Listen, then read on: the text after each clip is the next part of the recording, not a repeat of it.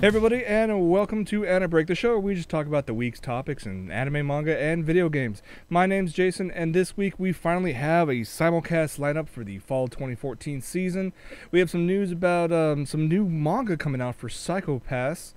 A lot of manga announcements coming out, especially a couple from 7 Seas that I'm very interested in. And a couple trailers here and there, a couple for anime, a couple for video games. It's going to be a good episode, so we might as well jump right into it. Let's see what we have here for starters.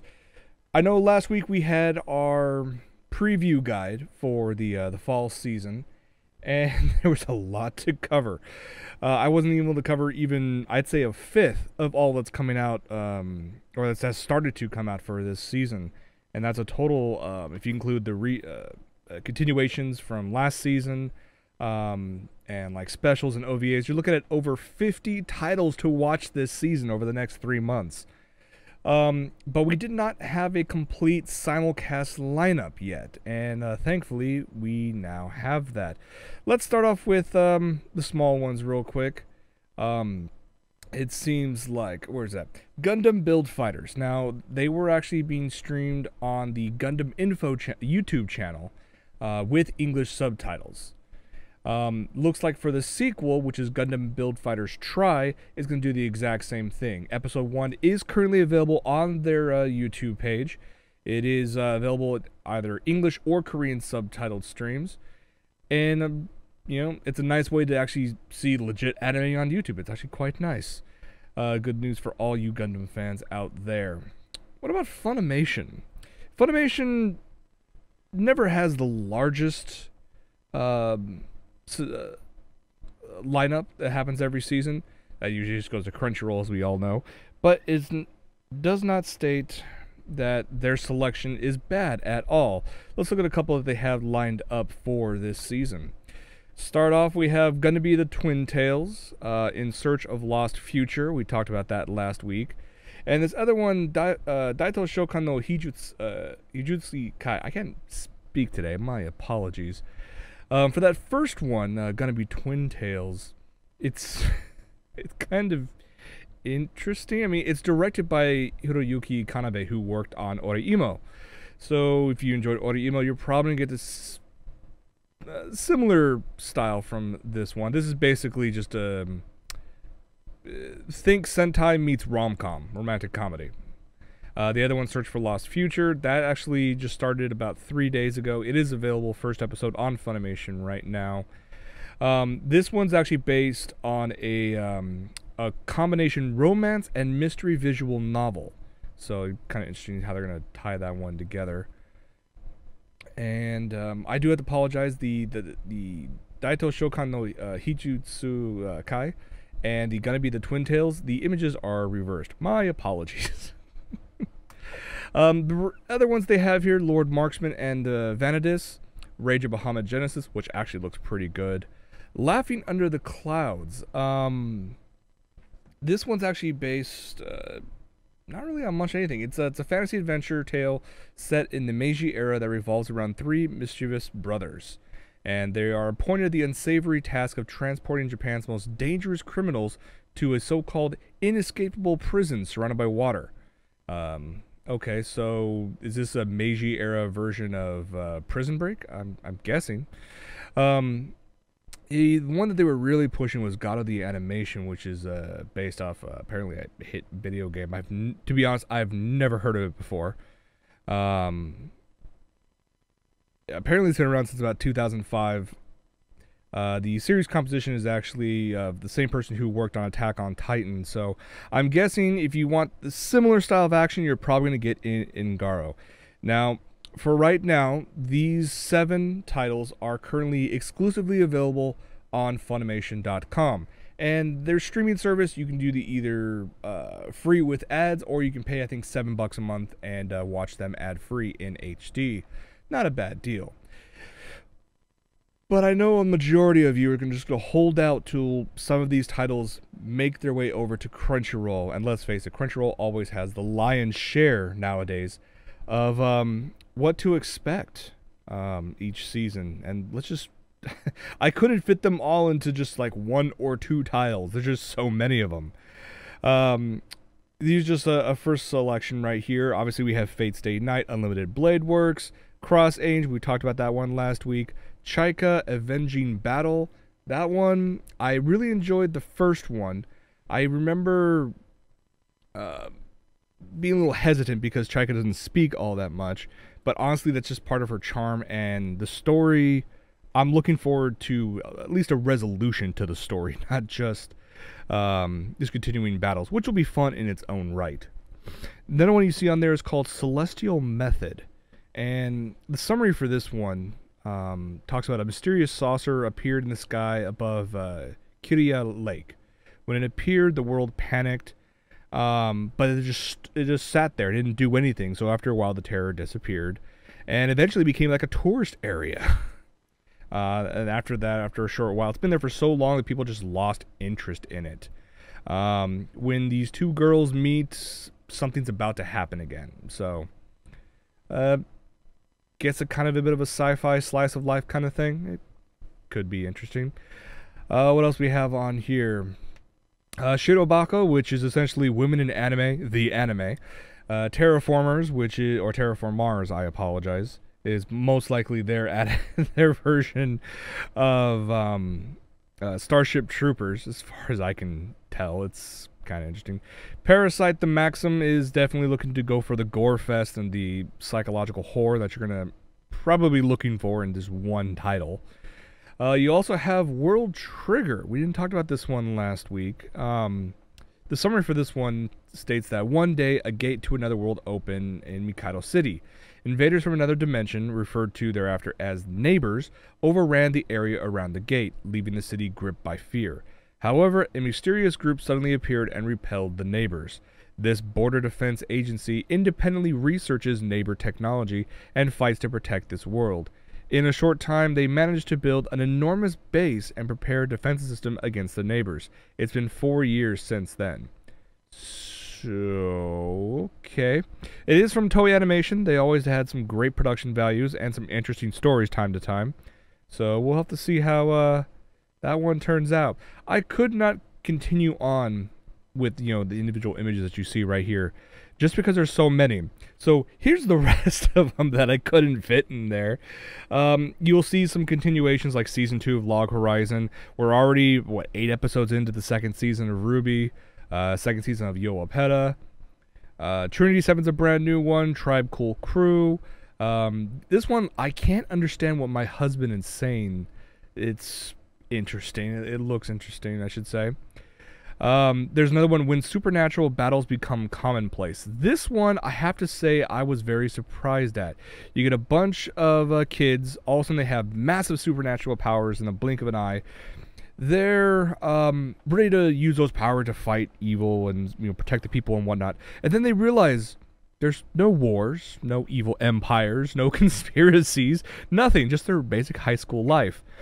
So they decide, you know what? We have all these superpowers. Let's just have fun and mess around. And the first episode was hilarious. So you guys should probably check that one out. That's basically the majority. I just want to do a quick rundown of what's happening for this fall season in terms of the simulcasts. Let's see what we have going on as well. Around in the anime world we talked about, let's talk about the manga world.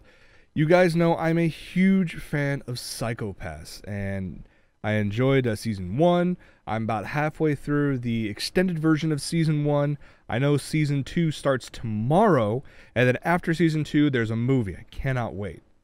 Now, the thing is, though, we were expecting to hear there's going to be an adaptation of something in the near future. And there's a couple things that are coming out pretty soon. This is just a taste of what you're going to get from the manga adaptation of Psycho-Pass 2. I like the art style. I'm curious to see where this is going to go, if they're just going to be a straight adaptation, or are they going to put their own spin on it. But this is not the one we really want to talk about. No, there is another one called essentially Gakuen Psycho-Pass, or High School Psycho-Pass.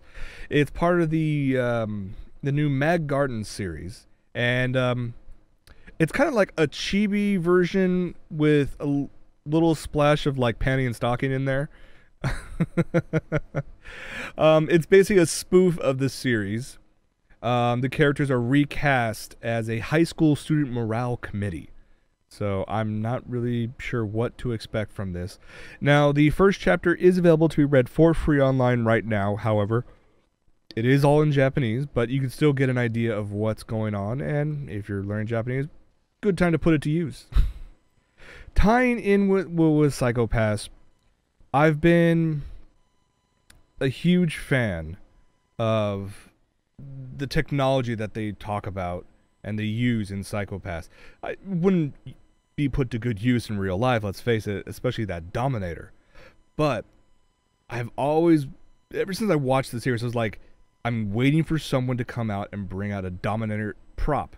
Well, someone did a while back, but it was like keychain form. I'm like, no, I don't want a keychain Dominator. I want like a handheld, actual size 1/1 scale Dominator. And guess what? You can actually get this now. Bandai themselves, their replica department has actually made a 1/1 size Psycho Pass Dominator that you can actually pre-order right now. Now, these are just renders, but if you go online, Crunchyroll has a nice article about this. This thing not only lights up in both red and blue, but they actually even went as far as getting the voice actress of the gun, Noriko Hidaka, to come in and actually voice several phrases that will actually, show up in the gun itself. You get this great vocal feedback when you're trying to mimic measuring someone's crime coefficient. Even has like a just the detail on everything is incredible. There's a nice stand that comes with it. Here's the thing, though. It is highly detailed. You have the actual original voice actress reprising her roles, for this character or gun or however you want to say it. It's never going to be cheap. If you can get one, because this has been selling out all over the internet, the retail price is 21,600 yen, probably about $225 before shipping US. But if you are a diehard fan or just a really, hardcore collector, yeah, this is something you probably need to definitely look into. All right, I know this is going to be sad news for some people, and from others, there's just going to be, this was still around. It's been officially announced that the Naruto manga will be ending this year on the 50th issue of Shonen Jump on November 10th. So you got about 5 more issues left before Naruto is done in terms of the manga. And then that's interesting to me because Naruto has been considered one of the big 3 for several years now. The big 3 being Naruto, Bleach, and One Piece. So I decided, you know what? Let's look and see how does this stack up with everything. Let's get a little graph up here so you can see what's going on. Let's start off with the longest, the granddaddy of them all, One Piece. Started in 1997 and is still going strong today. It's probably one of the strongest titles there are in the Japanese market to date. Over 75 volumes have been sold so far. It's absolutely incredible. Let's move on to Naruto, just the manga itself. It started 2 years later in 1999. It's going to end this year. That's a very impressive run. This is just the manga and it's 70 volumes. It'll probably be 71, 72 when it's complete. We'll get to the anime in just a moment. The third of the big 3 is, of course, Bleach. And depending on how you look at this, it could be like the baby of the group, but not quite. It started in 2001. It is said it's going to end probably in 2015. Currently has about 65 volumes out there. But when we put this in perspective of the anime, if we add that to it, with One Piece, still one of the strongest titles out there in Japan right now, going up for, well, we're, 15 years, something like that? It has over 669 episodes to date, and has no sign of slowing down, considering the number of OVA specials and the number of movies. And there's commercials out there in Japan where One Piece is selling car and health insurance. I mean, it's everywhere. With Naruto, I include Naruto Shippuden in this. Started in 2002, keeps on going right now, current with Shippuden. and there's 598 episodes so far. It's still impressive in its own right. And then we get to Bleach. Bleach didn't start, until 2004. Only has a, let's call it measly 366 episodes to its name. And it ended in 2012. Well, the manga kept on going.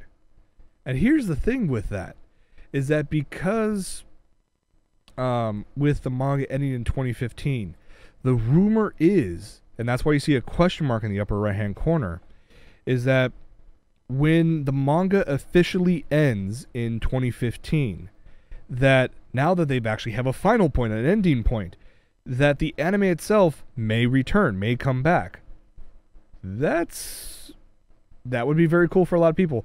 I have to say, I'm so far behind on, let's face it, all three of these. I never made it out of Naruto. I never even got to Shippuden. With One Piece, the last episode I saw, I think it was like 230. And it's one of those, do I really want to spend 20 days straight and try to catch up to One Piece when I can just read the wiki?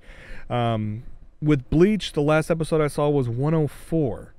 And I'm sure, like many of you, you'll watch this and go, I'm not sure if I could even, if I'm not current, would it be worthwhile for me to try to catch up on the big three?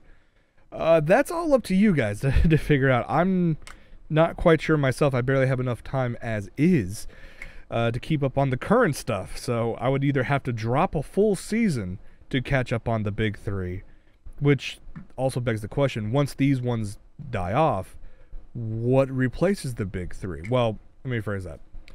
Naruto will eventually end. One Piece will probably never end. Bleach, if it returns, great. But, yeah, that's pretty much all I can think about it. Oh, well. It is what it is. I want to give you a quick taste of what the big three are and how the anime and manga stack up against each other. And here we are talking about, hey, I want to hope that this series gets like a second season so we can get 24 episodes. And fans of One Piece are like, I have no more bookshelf space to keep all the Blu-ray and DVDs. Oh, well. It is what it is. Let's get some manga news in there. From Seven Seas Entertainment, they made a couple announcements today that I actually really like. First off, they are licensing Bodacious Space Pirates Abyss of Hyperspace, the manga adaptation. Abyss of Hyperspace was the movie that came out after the incredible 26-episode series. And that movie came out, I think, in February of earlier this year. And so this is just an adaptation of that. Now, if I remember correctly, this manga is still going on, but it is... but Seven Seas is going to start with the beginning, move forward. Let's see what we have here. We don't really have a date yet when to be available, just sometime in 2015. So we'll have to see what else is going on with that. But they announced another title that I'm actually very interested in. There are two names that I really appreciate in terms of the manga world, which bleed over to the anime world. Masamune Shiro for Ghost in the Shell, and Koshi Rikudo for Rikudo, what do you want to call it, for Excel Saga. Probably the two polar opposites that you can think of that, you know what, let's collaborate together. And they did. Their title was Pandora of the Crimson Shell Ghost And this is based on a sci-fi manga. Shiro wrote it, and Rikudo illustrated it. Kind of a very odd collaboration. And I've heard many things about this. I've been looking for a copy of this for quite a while, but it looks like I don't have to wait too long because Seven Seas officially licensed this. It's actually coming stateside. I cannot wait. We have a bit of a wait, though, sadly, because the first volume of this will not be available in the United States until July of 2015. Damn it. I'm going to have to wait so long to actually check this one out. I think they're on volume 3 or 4 so far of this. But, oh well. At least we know it's on its way. That's always a good thing. Alright. Well, let's get to some news that we had from a couple weeks ago that I was really excited about Durarara returning. And we have some information about it now. It's going to be a 3-core project. Now, core, C-O-U-R, a core is basically a season. So you have 4 cores in a season. This will be a 3-core project. Now, the fact that they say it's a 3 separate core project makes me wonder if each season is going to consist of a different storyline, or is it going to tie all together. Given the fact that the first season of Durarara really went all over the place. It had, I think, like 8 or 9 different storylines that it was all weaving together. It was actually fairly impressive. I'm wondering if they're going to do that with this ongoing series. But there actually is a new trailer for this. Let's check it out.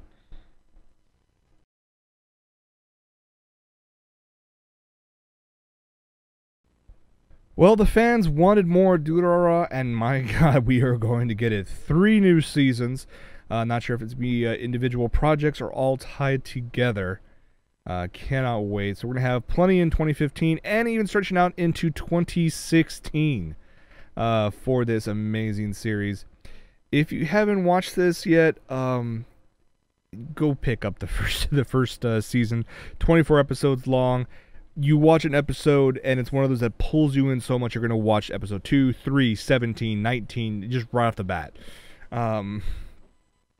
A couple other things real quick. For all of us Cowboy Bebop fans, we have more information about its HD transfer, which is coming up fairly soon, in a couple months. We have it set up for, we have a date, which is going to be December 16th. And we've mentioned before, there are 3 different ways to go ahead and pick this one up. There's the regular DVD set, which I don't know if it's really going to sell at all. There's going to be 2 limited edition Blu-ray sets. There's going to be one specifically for Amazon.com, and there'll be one specifically for Funimation. Now, in terms of all the bonus features, we have audio commentary that switches between Japanese crew and English cast. Like Session 17 has audio commentary by the director, Shinichiro Watanabe, and the legendary composer herself, Yoko Kanno. That's one to definitely want to listen to. You got ones with Wendy Lee, who voiced Faye. You have a ton of... pretty much every single voice actor on the Japanese side has commentary at one point or another. The difference between the 2 packages is basically just going to be the style. Amazon's one you see on your screen right now. It's definitely going to be more of a standard affair. Whereas with the Funimation one, while the bonuses are the same, the packaging is going to be more like an LP, where it's a trifold that folds out. So that's kind of cool. And to help promote this, they have a brand new trailer.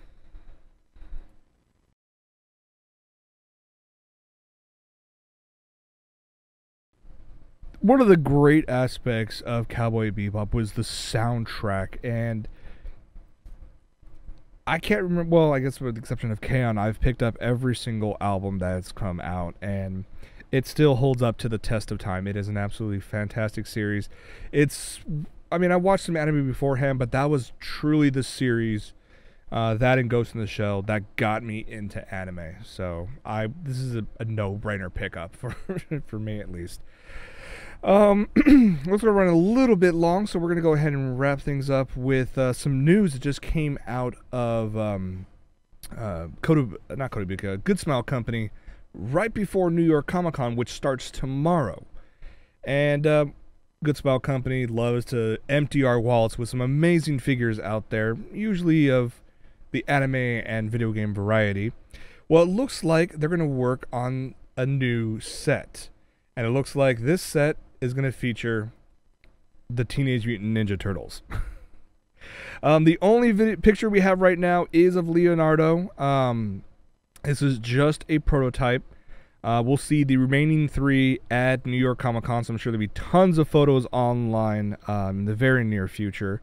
And it looks like all 4 statues' bases can be combined to create one large diorama, which I honestly think I like the design. It works really well. It ties more back to the comic book more than anything else, which I'm perfectly fine with.